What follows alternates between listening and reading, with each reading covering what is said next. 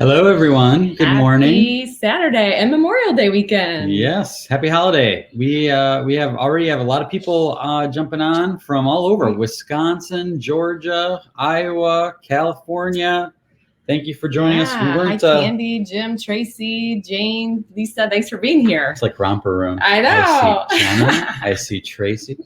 We weren't sure if this was going to be a good weekend because of people being Parties, busy partying, barbecuing. but this was the only time on the calendar that would fit. So for us, so we thought we're here, and there's a replay. Most people watch it on the replay anyway, so we figured we'll do it when we can do it. We had a little quiet morning this morning, so it worked out kind of nice.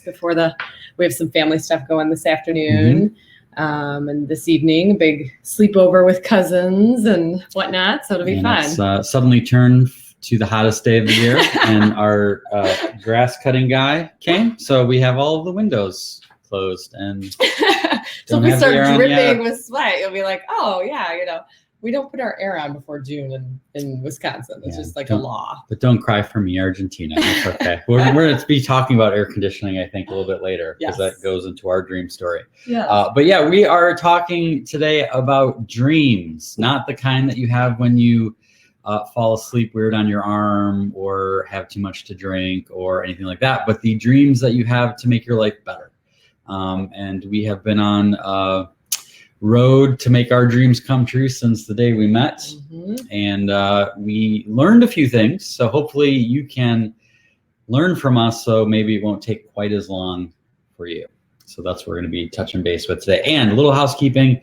If you would like to ask a question, there is a little link at the bottom of the screen. You can ask a question, and then when we answer it, if I remember correctly, we can tag that on the video, so people who want to know the answer to that question can go straight to that part of the video. We also have a poll up right now about bucket lists, basically asking, do you have one? And we're going to talk about that a little bit too.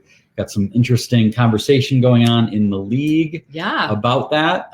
So we'll get to that shortly too. Yeah, sounds good. All right. And one thing you had mentioned about dreams and shaving some, learning curve off. I think that's one of the things that I think about when I think about our journey is how, as you journey, you find other dreamers, like when we met Jeff Akins, Hannah, the Bubble Man, who some of you from our past summits have met him along the way as well.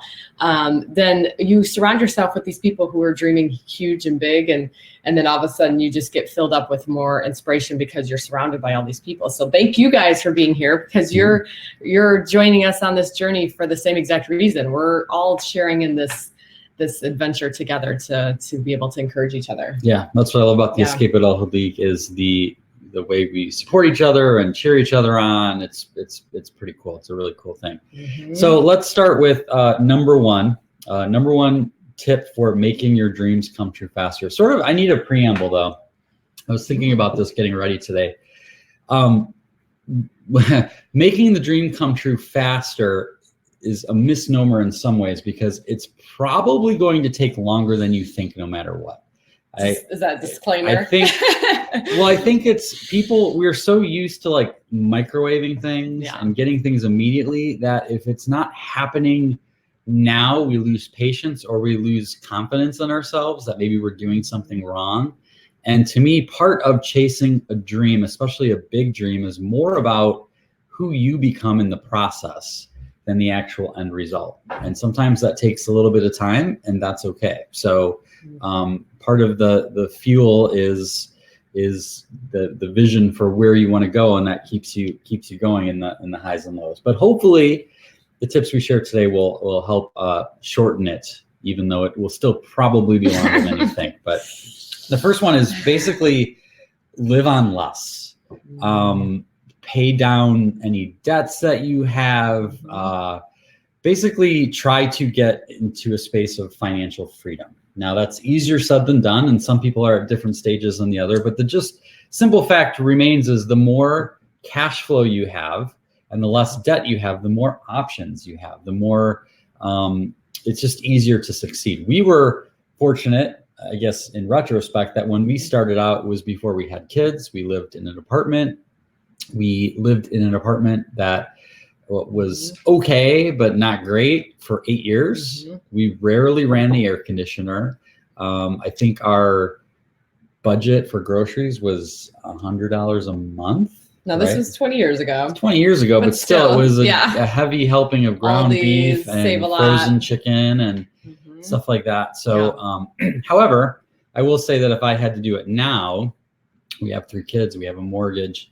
There's a lot of stupid stuff people spend money on that like debatably unnecessary. Yeah. I mean, I say stupid lovingly, but I mean, you know, whether it's cable or Netflix or that, you know, venti Starbucks or going out to eat, usually there's a lot of ways for people to cut back on things that are hard and not convenient. Like if I had to do it now, I'm used to certain things and it would be difficult, but it's not like we would die. But certain things have carried over into our more, our life now, that now it's transitioned and our business has grown and we've got cash flow and we've got, you know, things happening, but we still only have one car. So, and some people are kind of amazed by that, but it doesn't really make sense for us not to, because we both work from home and we homeschool. And if we both need the car on the same day, we just get a little creative. And luckily we have Jenna who works here with us. So every once in a while we'll borrow her car. So there's just ways to get around it. But that's just one example of sometimes you start out kind of really, you know, with the tight purse strings, and some of that stuff kind of stays with you.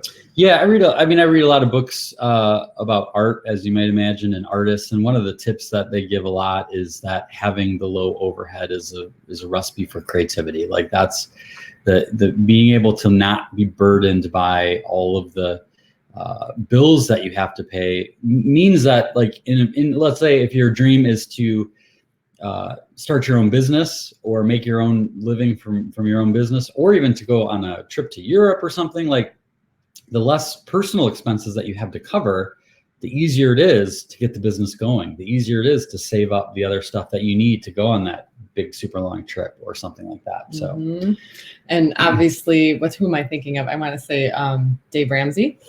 I want to say Gordon Ramsay because we watch MasterChef with the kids. That would be an interesting mashup right there. Right? I'm like Ramsay, Gordon Ramsay. Dave Ramsey, obviously, I mean, if you haven't heard of him, Google him, you'll just be like, okay, well, there you go. He gives the blueprint for how to do this, the rice and beans mentality. And he's very encouraging and realistic, I would say. And one of the lines he has a lot that I love is living like no one else so that someday you can live like no one else. And I feel very blessed where we are now, that I think we have a life that a lot of people look up to and would like to have, but that didn't just magically come. So that's probably the most practical, important thing, is to focus on trying to live on less and get your overhead down and pay off debt. So that will make things go a lot faster. A lot more freedom. And hello to Ben and Tara, who's just joining us. Oh, Ben, the beautiful shores of Lake Michigan. I bet it's wonderful over there today. Awesome. Yeah. Thanks for being here.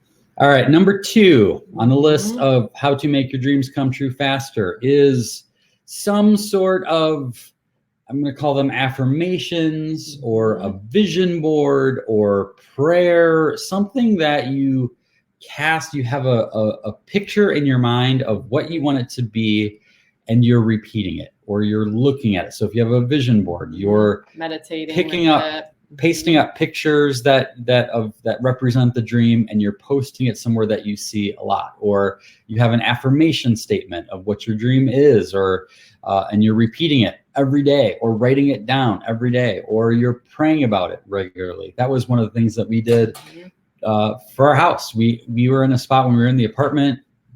We didn't really think we could ever get into a house at a certain point, and we just prayed every day before we had dinner.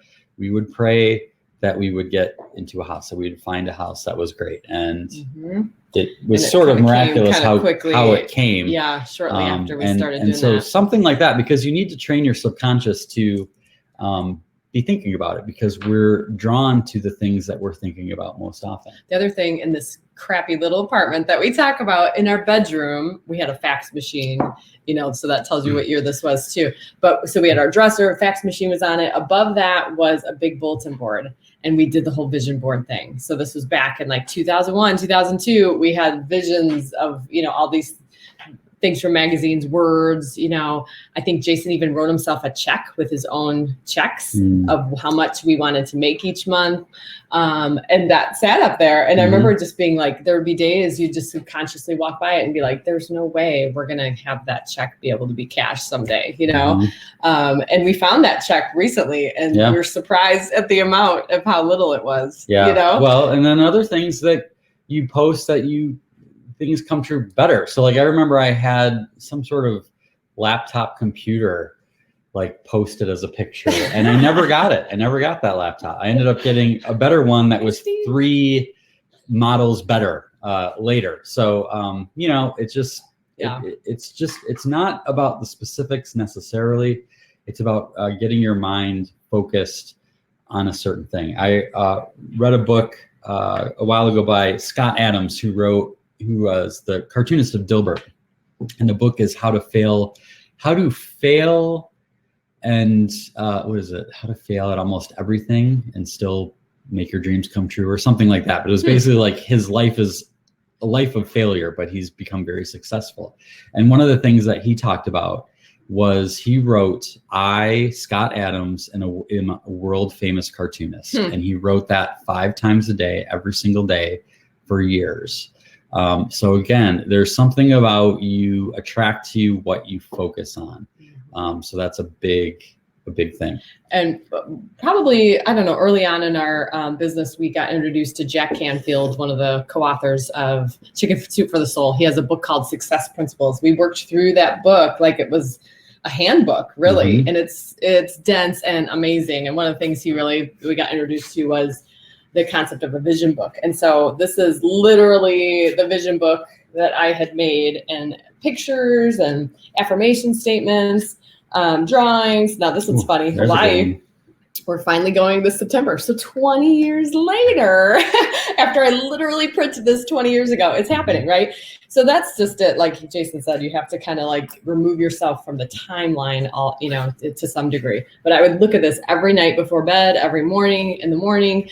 And I will tell you 98% of this book is now accomplished. So when I showed the kids a couple weeks ago, when I pulled that out, I was like, I need to make a new book because that book's outdated. And that's the kind of cool thing is sometimes it's just the act of putting it out there and putting it in the back of your head, and there's something sort of magical about it, and setting your intention for it. And again, sometimes I remember there was a condo we wanted to buy. That was what we were hoping for. And we went and did an open house. We took pictures of it. We took pictures of the inside. Put them in the book. We the put pictures them in the book. Yeah. And it ended up, we didn't end up getting that condo. We ended up buying this house. And in retrospect, at that time, the condo market in Madison was really oversaturated. And so had we bought that condo, we'd really be in a tough spot. And what we have now is way better than what we imagined the condo to be. So it's just about setting in motion what you want and thinking about it, and not being afraid to dream too big. Yeah. Ben chimes in and said, yes, direction over speed. Yes. Right. If you're going 100 miles an hour in the wrong direction, that's not helping you at all, right? You see people like that though, right? So just a reminder, if any of you have any questions about what we talked about so far, or if you are curious about anything or chime in with comments. Or let us know your comments either in the comment section, or if you have a question, go down to the link at the bottom where it says ask a question. We'll be happy to tackle that. I don't know if we have how the polls are going. Okay, so we asked, do you have a bucket list? And 6 people, 85% so far, said yes. We had 1 no. Do you want to chat about this a little bit? Yeah, go ahead. Okay, so Jason had put up a poll on the league, which by the way are so fun. So those are really cool when they pop up. Yes, if you're not a member of the Escape Adulthood League, it is a free community of awesome people. It's kind of a social network that's everything Facebook isn't, which is awesome. And so if you're interested, there's a little green button at the bottom that says join the Escape Adulthood League. It's a place where we have all sorts of conversations going with everyone. And this month's theme is dreaming big. So we invite you to check that out. But yeah, so he's putting up polls all the time, and he was talking about bucket lists and what do you feel about them? I think was kind of how it was. Yeah, how do you feel about bucket lists? Yeah. So it was kind of cool because I saw the movie Bucket List years ago, and it just was like, yeah, I love this. Like, do what you want to do now, right? But a few people were chiming in that they don't really like the term. So Donna was talking about she'd rather call it a dream list, because what if you do it and you like it and you want to keep doing it? And the bucket list thing is like, oh, do it once. It kind of has that mentality, right? Do it once before you die kind of thing. And so she kind of likes the idea of a dream list, which I actually agree with her. I think she's like, I love that. And then Angela Adams popped up and said she agrees with Donna. And I think this is a really cool perspective. She said that she doesn't like the title either. She said, as a Christian, she believes that there's going to be way cooler experiences after this life, in the next life, which I actually agree with as well. So the concept of a bucket list is like, do all your cool stuff before you die. Kind of has that mentality of like, then you're done. I know. And so she has this like kind of heavenly list that she wants to like meet and pet all these crazy, awesome animals like tigers and penguins and alligators and things like that. So I think that's actually kind of it extends the concept even, beyond this limited mentality. So, well, to go along with that, Elizabeth Westra says that she's not crazy about them. She says, if you don't achieve something on that list, you might end up feeling like you've missed the boat. I don't want that pressure of have to do before.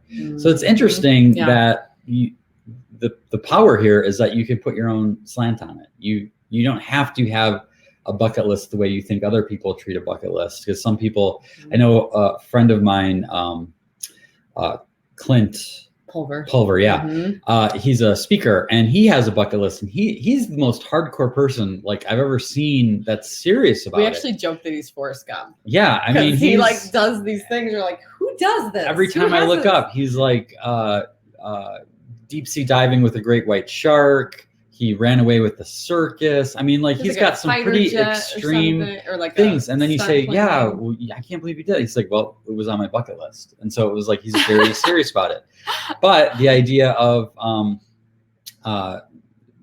setting it up to be, if it's something that stresses you out, then don't have it be that. Just have it be, if I think for us, it's sort of an in-between. Like there's certain things on there that we have ours on our website, and I'm not going to be disappointed if some of them don't come true, but they're sort of like when opportunities come up, you're like, hey, there's a chance I could actually do that. And maybe I should do it, but it's because I actually wrote it out or thought about it.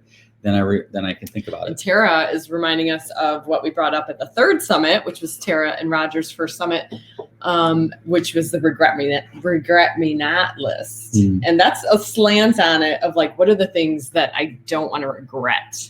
Right? Like that's a whole different kind of slant on it as well. Yeah. It's turning it a little bit. Yeah. Which usually a regret me not list is shorter. Right. Jim Schneider says, dreams are magical. A career dream paper I wrote in 1982 regarding my life in 2002. Only two things didn't happen. A pickup truck, which I had until the girls were born. And I wrote a son and a daughter and landed two daughters, which turned out to be a blessing over having a son as obnoxious as I was during the 2 years. So that's funny. Yeah, I remember, I think we had like 3 kids, but it was 2 boys and a girl maybe. And so we have it switched, and I'm not looking for a refund or anything like that. But yeah, there is something powerful about just setting the intention. And not letting yourself be limited by what you think is possible. And Jim reminds me of, you hear those stories time and time again when you start having this conversation of like, I wrote something, it got buried, I found it 3 decades later, and it was exactly, 95% correct. So thank you for sharing that, Jim. That's pretty awesome. Yes. Yeah. So as we think about that, I do want to bring up something. There was a movie and a book out years ago called The Secret that was sort of controversial because it talked about a lot of the law of attraction. And I firmly believe in the law of attraction, but I also think that part of what that missed, and I think it was not necessarily I think it was just not what they focused on, but it makes people think that it's just like you can just sit on your couch all day and just do affirmations, and that's not really how it works either. It's sort of a both and. You need to have the intention set, but you also need to work, and you need to sacrifice, and you need to tinker and experiment and push yourself out of your comfort zone and those sorts of things. Like we said at the top, the idea of living on less, like that is a challenge and it is a sacrifice, and it all goes together. I think it's not an either or, it's kind of a both and sort of thing. Right. Okay, what do we got? Number 3. Number 3, don't go it alone. Create a dream team. And this is actually one of those things where you're like, oh, okay. And like, what does that look like? I mean, it's going to look different for every person based on who you trust and who's in your life, who your support system is. Early on, we, of course, didn't have the money to pay anyone, right? Because we couldn't even pay ourselves. So we asked some trusted friends, we shared our dream with them, we shared our vision. And of course, when you share that passion with like-minded people, oftentimes they're, wanting to help in some way, even if it's just encouragement and keeping, on the sidelines, kind of cheering you along. We had some people who wanted to join us more than that, which was pretty amazing. Jenna, Sue, who many of you guys know, who have been around on the summits, but Jenna's on our team. But also we had a group of friends who we called at the time the Bird Team, and we would meet, I don't know, once a quarter. And these are people who were not working for us or necessarily even with us, but were willing to share their business and life perspective as we grew so that we could kind of get some outside perspective on our business. And that was very valuable. And I don't know, it went on for maybe 2 years. A year and a half, something like that. We even had like a website, like a secret website with a password Jason and a drew message like little board. cartoon characters of people. I think I probably spent more time on that than actually the business. Maybe that was part of the distraction. But the encouragement and the ideas. Jenna pipes up, says we met in the bird cave is what we called it. It gave us like a direction, a purpose, right? It kind of brought some unity to the conversation. Jim asks, dream team equals mastermind. Yeah, it's the same thing. It's the idea of getting together with some like-minded people, and they don't all have to even be all there just for your dreams. Sometimes we've also been in some mastermind groups with speakers. And so we all have different businesses, but we're supporting each other and we're giving each other outside perspectives. We did another one where it was with speakers who were in the Generation X and Y age ranges, and we would get together for informal meetups with maybe 12 of us at a time. And again, the ability to see other people succeeding and doing cool things, to have people pick you up when you're having a hard time, to help have people see things that you might be missing is hugely valuable. So whether it's, just one other person, 2 other people, a handful of people, there's a lot of good books about masterminds and things like that, but that could be a whole nother topic. Yeah, Dale Carnegie. I mean, the formation of Napoleon Hill, I think, was the one who came up with it. I mean, it's pretty powerful stuff. So, but it's important because there are times where you don't see everything, you're missing things, and there's times where you feel like a big loser, and you need people to point out, no, you're not a loser. You're doing a lot of good things, and keep going, and it'll get better. And I believe in you. And as cheesy as it sounds, sometimes that is huge. I mean, we were blessed to have both sets of our parents who are on board with our crazy decision to do what we're doing. And there were times they believed so hard in us that when we stopped believing or had a hard time believing, the fact that they believed so hard was like, well, they must see something we don't, because I don't see it right now, but I'm just going to trust that and just keep going. And that's probably the goal with this team mentality, is find those people who are going to lift you up in those moments and not lie to you, not divert your, direction based on false hope, but those people who do believe and have confidence in who you are as a person, so that in those moments when life just isn't going the way you wanted and it's not moving in the direction you hoped, they're still there to pick you up. Yeah, right? Because there's a great cartoon I saw one time that was like, most people think like a dream is like here and goes that way, but it really goes like this, back and forth and all messed up, and then it's going in that direction eventually, but there's a lot of jumbled up stuff, and during the jumbled up stuff you need some people cheering you on for sure. Mm-hmm. Tracy has a good comment. She says, I have my creative writing students create a timeline of their lives, events that have occurred, and then have them extend it to the future, things they want to accomplish. I did this with them my first year of teaching. Crazy, but a majority of them came true, which is so cool because, again, it's what I love about that is you're giving yourself credit for the things you've already done. And I think we totally undersell what we've already done. I had a chance to speak at the Dream Bank this last week, and there was a guy who came up to me who was a veteran, and he was telling me a little bit of a story, and he had been through some really hard times, and you could tell he was sort of discouraged with himself and had trouble thinking positively and things like that. But then he kind of was telling me about how he was his wife had left him, and he was homeless for a little bit, but how now he was living in housing, and he apologized that it was like affordable housing and he should be paying more for it. But he lived 2 blocks away, and he had gotten a scholarship to get in this class to improve himself. He had been going to a psychiatrist to help him with some of his PTSD disorder. And I was like, dude, you need to give yourself credit. Like, you have come a long way. Like, yeah, maybe there's a ways to go, but I think too often we are underselling the things we've accomplished in our lives and the things that we've made it through and those sorts of things. So I love that idea of the timeline, Tracy, of being able to acknowledge both sides of the past and the future. For sure.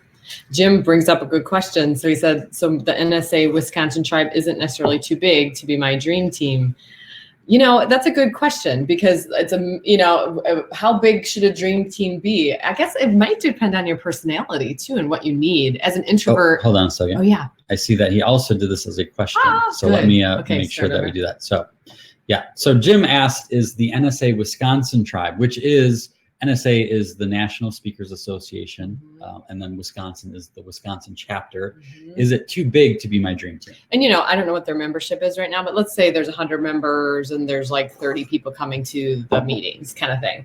So to give perspective for those who don't know that group, it's one of those things where it depends on your personality. Like as an introvert, I think I gained more value from people in our living room, that were like a group of under 10 kind of thing, because I kind of trusted their knowledge of me and the advice that they were giving was a little bit more educated.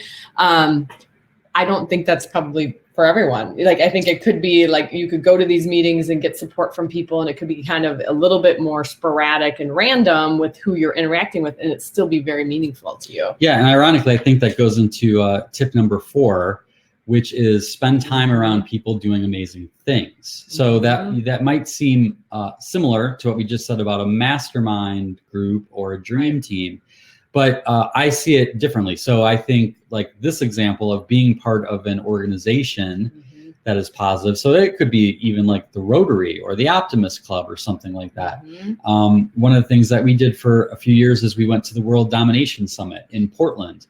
And that's run by Chris Guillebeau, and it's a bunch of nonconformist people who just want to do good things in the world. And being around that energy is very valuable. So that sort of thing. Or, being a part of the Escape Adulthood League, or reading great books, or listening to awesome podcasts. Like that sort of feeds you.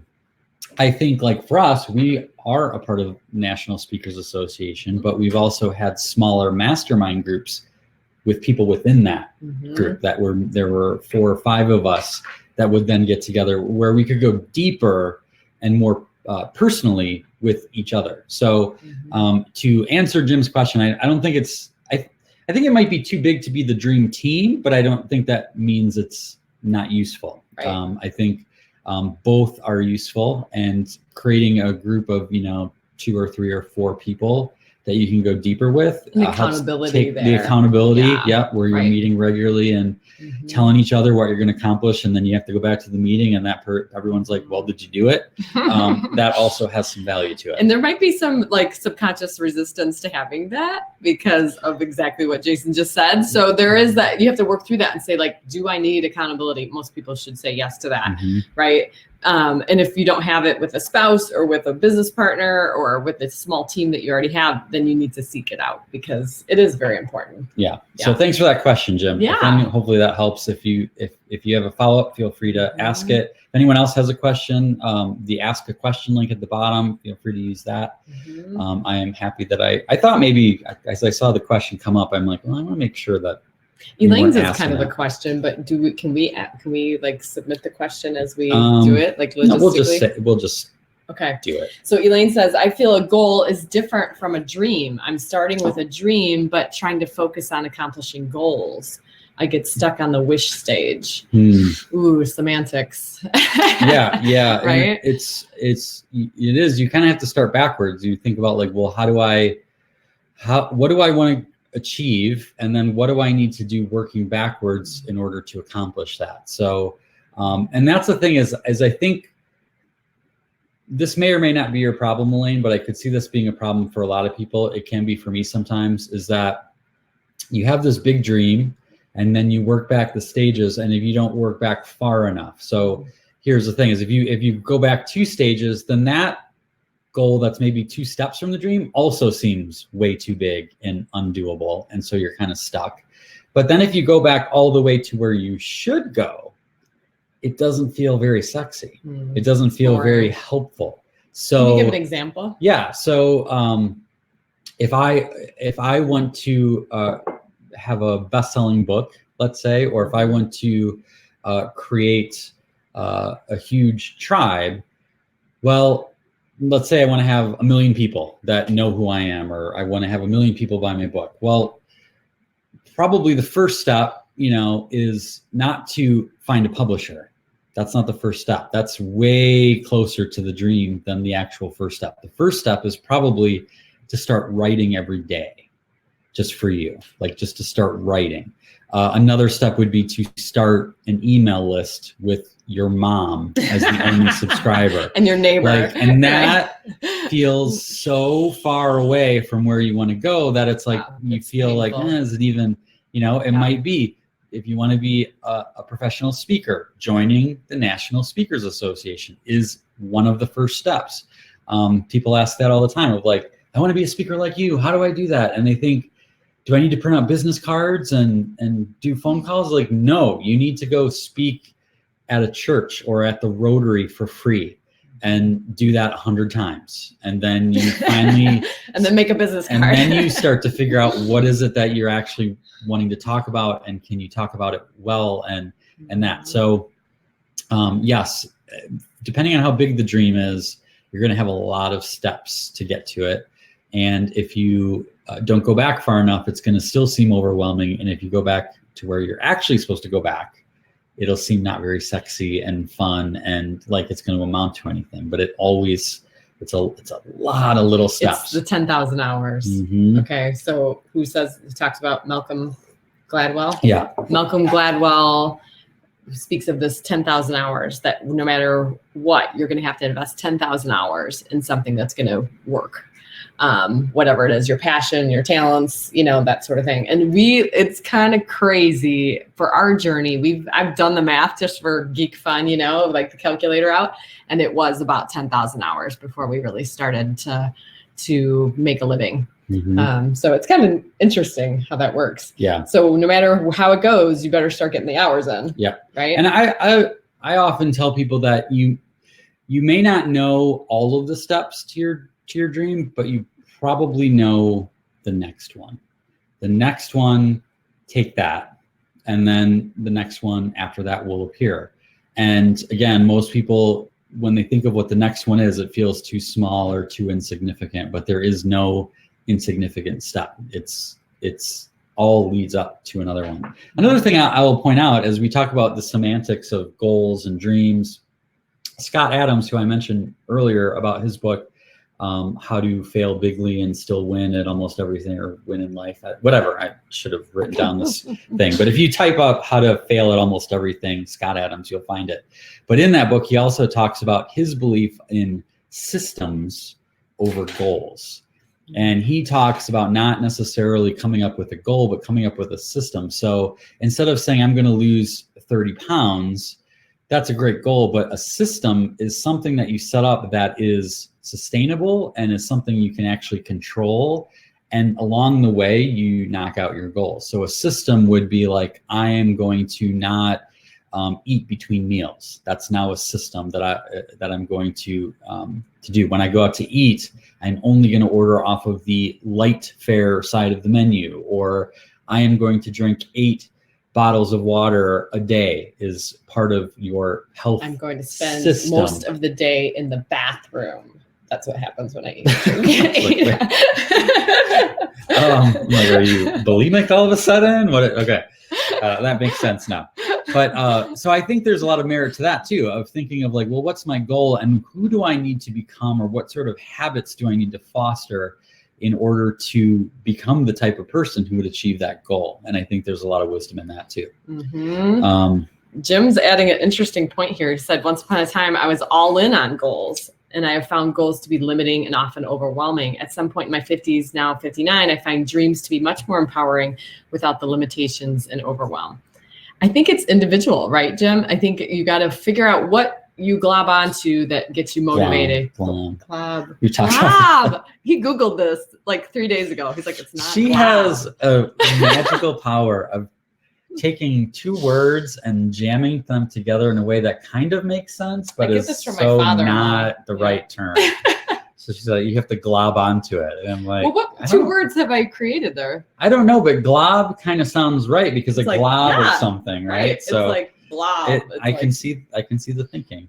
Like my son Ben the other day, we were watching a baseball game, and he's been getting into it, and I've been teaching him different terms and stuff. And he asked me, we were watching the Cubs, and he said, "Hey Dad, is Wilson Contreras the sweep today?" And I had to think of like, what are the sweep? What are you talking about? Well, a couple of days earlier, I was explaining to him the order of the batting order, and I told him that the person who bats 4th is the cleanup hitter and gets all the other people off the base. So in his mind, that became, he's the sweep. Well, Ben is classic for that. Like he sees good. things with, So Tara says that glob is blob plus grab. Yes. So thank you, Tara. If there's one regret, you know how people say that they wish they would have wrote down all the cool things their kids said when they were little? I do wish that, but I wish more that I wrote down all the things Kim has said in our relationship that are like perfect 2 words jammed together to create a word that doesn't exist, but somehow explains what she's talking about. Keeps life interesting. The dictionary is very limiting. Who is Webster? Like, why did he decide what could be words and not? You would have your own dictionary. Don't get me going. This is a rant that I could probably spend the next 3 hours on. Let's not. So we did. Okay. I wanted to bring up before I forget. Tara had mentioned the Regret Me Not list earlier, and that was something that we did, as Kim said, at the Escape Adulthood Summit. Mm-hmm. And we have a cool opportunity that I wanted to make sure everyone knew about. We've never done this before. The golden tickets for this year's Escape Adulthood Summit, which is in July 29th and 30th, are sold out. This is our 7th summit, I think, right? 7? Mm-hmm. And they all sold out. However, we've had 2 alumni come forward separately who bought tickets on purpose to give away, to donate. Yes. So we are giving away 2 tickets to the now sold out Escape Adulthood Summit. In order to be eligible, we are only allowing insiders, who are people who subscribe to our email list. So this Sunday morning will be the first opportunity for you to apply. The instructions will be in the newsletter. If you are already a subscriber, you'll get that. If not, we'd love you to subscribe if you'd like. It's escapeadulthood.com/newsletter is the best way to get to that. But it's got a little contest we're going. If you missed out, if you got there late, didn't get to get a ticket before it sold out, or maybe the finances was an issue, which is part of it for some people. That this isn't your chance to. You still have to pay travel. Yeah, travel, lodging, Yeah. depending on where you come from, but the ticket itself is totally free. So And actually, we know someone two summits ago that camped. Him and his Yeah. sister, they found a camp site and they put up a tent. They left drove a little up from Illinois. Yeah. So you could make it, if there's ways you could save on that, like tip number one, like, Yes, live on less, pay down debt. So if you Steven, I forgot about that. Steven's first ticket was given to him. Yeah. So it's cool. These people want to give back. That both of them, I think, have received gifts. Got a lot out of it. Yeah. And want to share that with other people. Yeah. So it's awesome. we appreciate that, and we want you to take advantage of that if you'd like to. Mm-hmm. All right, let me just check here. I don't think we have any other questions right now. Nope, no new questions. Can we go up? Tara had mentioned something about last show, and I think it's kind of buried now. Sorry, Tara, we're in the middle of that. She said, I wanted to share something from the last coffee. I had recently lost a valuable key employee, and you advised, what does this make possible? I ended up hiring a phenomenal replacement that is able to bring a new revenue source with a new skill set. Sweet. That is amazing. That's really cool. Thanks for sharing that, Tara. So for people who weren't here last time and are curious about that, that's a thing that I constantly try to do, and is very difficult. But when something bad, disappointing, frustrating happens in your life, to be able to give yourself the gift of saying, all right, that happened. Wish it didn't. It did. It sucks. It's going to be a lot of work. Hate it. Blah, blah, blah. It happened. Can't change it. Now ask, what does this make possible? What does this make? What could come of this that wouldn't have happened if this bad thing, quote, bad thing wouldn't have happened? Now, I'm sure now in retrospect, Tara would say that person leaving was the farthest thing from a bad thing. That it now looks like a good thing, but at the time it doesn't feel like it. And so, and you were probably very frustrated, as you said, Roger. Frustrated. I love Roger. I think Roger and I that does not surprise me. Roger is Tara's husband, and they've been to several summits. And that's a perfect example of what Kim would do. Frustrated and flustered, and she's frustrated. Yeah, right? Yeah. Sometimes putting two things together, as Steven said, it's not a rule. Why can't you do that? So thank you for that. I know. Like I said, I could probably. By the way, when you were giving that little speech about your thing, you were very Michael Scottish for a minute there. Yeah, we've been watching The Office again, and we're on like season 7 or something. So we were like dense in the thick of Michael Scott. Did I say something as ridiculous? No, but just their mannerism. I'm like, oh no, this show is starting to bleed over into your style. I'll just be Jim in the background. So anyway. Anywho, so yeah, that concept of asking what does this make possible is actually a big theme of the new book that's coming out, A Chance of Awesome: How Changing the Way You See Changes Everything, which is coming out in August. So we will be having pre-order stuff coming with that soon. We have lots of cool goodies for people who pre-order, and I can't wait. It's being printed right now. So and then it's gonna come on a big boat. And then I have to find a place to put all these books, because I think we're gonna do the U-Haul. We talked about that a couple of shows ago. Yeah, storage space. We're gonna we'll do storage space. Yeah. All right. Moving on. Any other? Okay, good. So I think we're caught up. Okay. We'll go to number 5, our last of our 5 tips on how to make dreams come true faster. Again, faster being a relative term. It's probably incorrect to say to make dreams come true fast, because that's probably not going to happen. Anyone who's going to sell you that you'd be very leery, right? Yes. Faster, I will stand behind that. These will help you make your dream come true faster. It still might be 30 years. No, maybe. All right. So start now. And as we have been talking about, this is the tip. Yes. Tinker. All right. And anyone who's been hanging around here for a while, I know the folks who are here live with us today, this is not a new concept, but boy, is it powerful. And it's tinker, the concept of just starting small and doing little things and making it part of your day-to-day is going to go a long way. Yeah, we can spend a lot of time thinking, wishing, dreaming, planning, analyzing, and there's some help to that. There's some usefulness in that, but it all comes down to action, starting. Being able to start on something now will automatically make you faster. What's that fun story from that lady who started college when she was like 80 or something, and it was like, how old will you be once you graduate and once you get finished? And she said, well, the same age as if I didn't. So like 4 years from now, she's going to be 84. Will she have a college degree or will she not? You know, so right. I think sometimes we get paralysis by overanalysis, and there's that fear that gets involved. And so that's what I love about tinkering, is because it's like baby steps. It's not as overwhelmingly scary, but it all comes down to action. We've seen this with our daughter, Lucy. So she has these dreams of working with animals. And so it's kind of neat to see how some of these exact same tips are being played out in a 10-year-old's life. And one of her ideas was to start a business, walking dogs.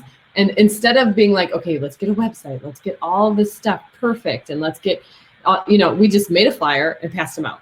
And it was quick, and it took like 2 hours to do all of that. And here we are, what's almost 6 months into the start of her business, and she's met her goal of $500 to be able to sponsor a cheetah, which was her goal all along, to be able to save cheetahs.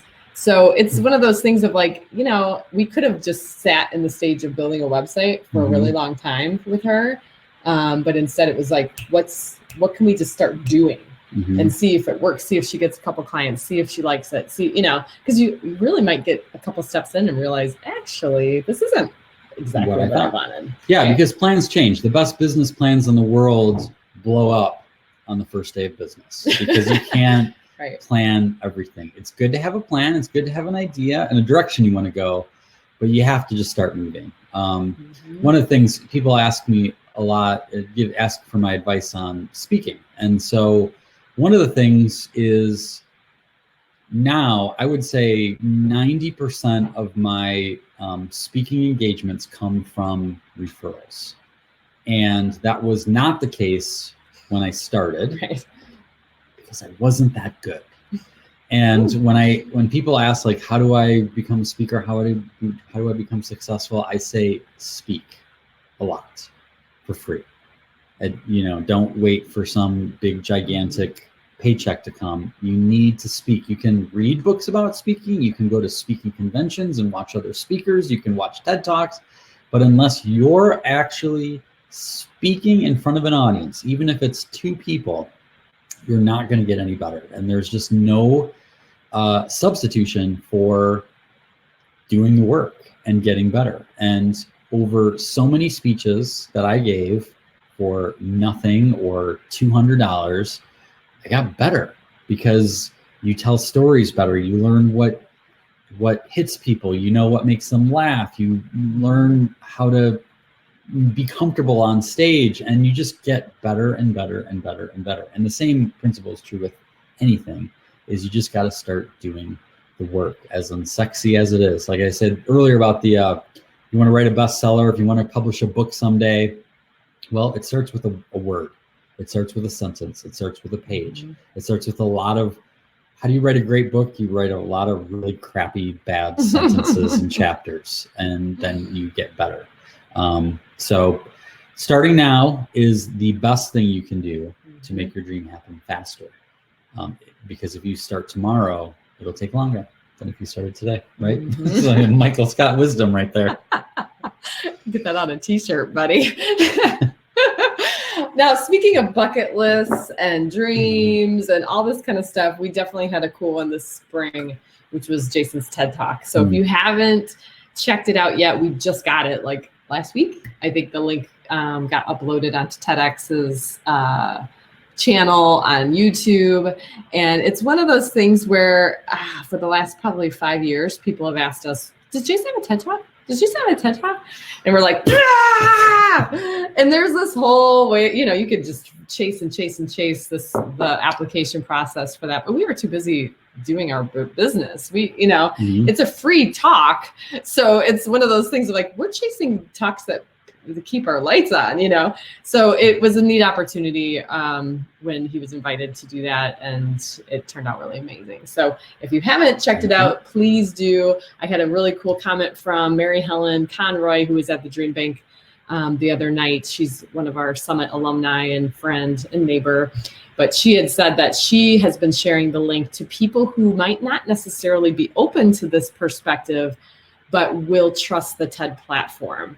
So I thought that was really interesting that TED has this reputation that allows you to use that as your segue to someone who might need, someone who has severe adultitis and doesn't really have an openness to changing. This might be kind of a stepping stone opportunity to share. Yeah, I suppose it's always better for someone you're close to, rather than you giving them advice, to give a trusted resource that's independent, that they're giving the exact same advice, but for whatever reason, you know, it's like things with parents. You can tell your kids over and over again the same thing, and then they hear it from someone else or some celebrity, and they think it's, you know, heavens opened up to deliver this personal message. So yeah, that is a good point. Are we going to answer that question? Yes. I love this. Okay. Christy asks, what if you don't have a direction or a dream? That is a very, very, very, very common question we see a lot. You want to tackle that first? Well, does anything come to mind for you? Yes, actually it does, because it is, it's something that I think about quite a bit. One thing that I point out to people to start is to think back to when you were 4 or 5 years old and think about what you wanted to be when you grew up. And even if it's like ridiculous, like I wanted to be a superhero, or I wanted to like astronaut, go to Mars and start a farm on Mars, or like whatever.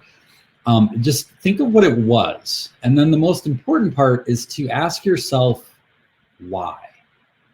Why did you want to be that? Like, if you wanted to be a superhero, maybe it was because you wanted to help other people who couldn't help themselves. Maybe it was because you loved their cool spandex outfits. Maybe it was because you wanted to fly. Maybe it was because you wanted to fight bad guys and fight crime. Now, just by saying those 4 things, I can think of tons of real world applications for that. So the spandex thing might be, you want to be a fashion instructor, right? Or a fashion designer. If you want to help people who can't help themselves, that could be, you could be a kindergarten teacher or a veterinarian, or someone who helps with the homeless population. Fighting bad guys could be a police officer or a detective or a 911 operator, or, you know, so asking that question, what did I want to be when I grew up, and then why, can help you see why, like what direction maybe to start exploring. And that's, I'd say the second thing is then start exploring things, learn about different possibilities, volunteer with things, ask experts in different fields about what they do, and just kind of tinker. Like I said, tinker, just try things. You don't have to say like, I'm going to be this, just like, wonder what that would be like, and maybe I should volunteer and learn something about that. People often ask us, I want to be a speaker, but I don't know what to talk about. And so that kind of relates a little bit, like what direction do you want to position, you know, your goals towards? And I always say, what gets you so fired up that people can't shut you up, right? That's another clue. That's where is that passion? And sometimes it's anger, sometimes it's enthusiasm. So there's the range of emotions there, whether it's excitement or, you know. Yeah, like a justified anger, like, oh, I hate this problem in our society. I hate seeing people have to go through that. There was a girl we just talked to the other day. She was she's going to college right now to be, I don't remember what it was, some sort of therapist, a very specific kind of therapist. And I said, oh, like, how did you get into that? Because I'd never heard of it before. And she said, well, my sister was born with some very unique special needs, and so she had this kind of therapist, and I saw that, and I wanted to be able to help other people like that. A friend of ours, Mike Domich, his sister was sexually assaulted, and he now is a speaker with a worldwide movement that is helping people respect one another and helping to build a more positive culture to help prevent that sort of thing. So that anger thing, that's pretty powerful. Righteous anger is a powerful thing. What you're just excited about. Another thing I would say is, imagine if you won the lottery and didn't have to work anymore or didn't have to worry about any of your regular needs. What would you spend your time doing? And the thing is, a lot of people would say, oh, if I won the lottery, I would just go sit on the beach all day and I would love it. And it was like, maybe for a while, but after 2 weeks or 3 weeks or a month, you would start to get bored, because I think I'd take 2 months. Yeah, well, yeah, maybe a year, but eventually human beings are meant to work. And the key is finding purpose. Work that matters. Yeah. That's the thing. And so if you didn't have to worry about a job, what would you spend your time doing? What would you want to do? And it's really easy to kind of like throw in all of the reasons why you couldn't do that for a living, or why you could never make enough money, or but I do have to have a job and I want to do this, but I can't get paid. Like, that's where the tinkering process starts, is start to explore that avenue. You don't have to have the perfect plan set up, and you don't have to know how it's going to work totally. Just start moving in that direction. And I mean, when we first started 20 years ago, the way our business now is, and how we make our money and how we spend our days is not that close to what I thought it would be. We started out with a comic strip. I thought I'd be drawing comics every day for the rest of my life. However, the spirit of why we started our business is as strong as ever. And the way things have morphed are even better than I imagined. So don't get too caught up in the how. First, just think about what the what is, and then what the next step is. When you said the lottery, I also thought another angle on that. If you won the lottery, what charity would you want to help? Because that, what is that? And we talk about that all the time. There's certain charities that my parents are involved in. I'm like, it's not my thing. I get really fired up over here, So that might be a clue too, because then it removes the job thing a little bit, but it still ignites your passions of what is it about where you would want to invest money that you have to give, because the money is just given freely. There's no obstacle there. So, hopefully that helps. Yeah, hopefully that was helpful, Christy. Thank you for asking that. It's again a question that a lot of people also are curious about. So we are getting down to our time here. Looks like on our poll of bucket list that 81% of you say that you have a bucket list of some sort. 18% do not. So it was interesting. Again, I think what's kind of fun about the idea of a bucket list is you can call it whatever you want and you can make it whatever you want.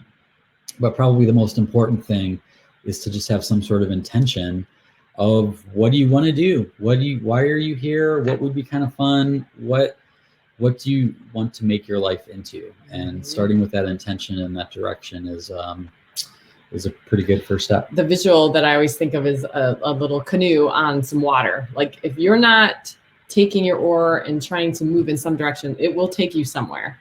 So that opportunity is yours to direct which way it's pointing. And there's going to be winds and storms and all metaphor of that, but at least you are taking some effort to move in that direction, right? Yes. So with that, I just want to thank everyone who tuned in. Hope you guys have a great Saturday, great Memorial Day weekend. Yes. Hello to everyone who tuned in afterwards. Hope this was useful for you and valuable. Please remember, if you would like to sign up to be part of the Escape Adulthood League, it is free. We'd love to have you. It's people like this. And so that question that Christy just asked of, what if you don't have a dream or direction? That's an example of a thing that you could post in the Escape Adulthood League, and we will give our thoughts. Other people will give their experiences. It's about sharing our stories and learning from one another, not necessarily giving like specific advice. But it's a really cool community, and it's all about support. Yeah. It's, and we kind of joke about Facebook, but there's not the judgment and the attacking that happens there. It's a really safe space. So whether it's posting a question or a challenge or a victory, or just something whimsical and fun. Yeah. I just have to close with this. Jennifer Strasser a while ago shared a picture of at work. Someone brought in I think she brought in her son's big wheel to give to a coworker because he had outgrown it. and she put it out in the hall at work with a little Escape Adulthood sticker and a little sign that says, "You have been dared," or "Consider yourself dared." And she said she sent a picture later of someone who had taken her up on it, some adult riding down with their knees like up past the their hallway head. in this big wheel. And so anytime you have any sort of shenanigans that you're a part of, share that, because it gives other people ideas and gives them encouragement. So thank you again for being here. We love you guys and hope you guys have a wonderful weekend, and that your dreams come true faster than ever now that you've spent some time. Thanks guys. Bye.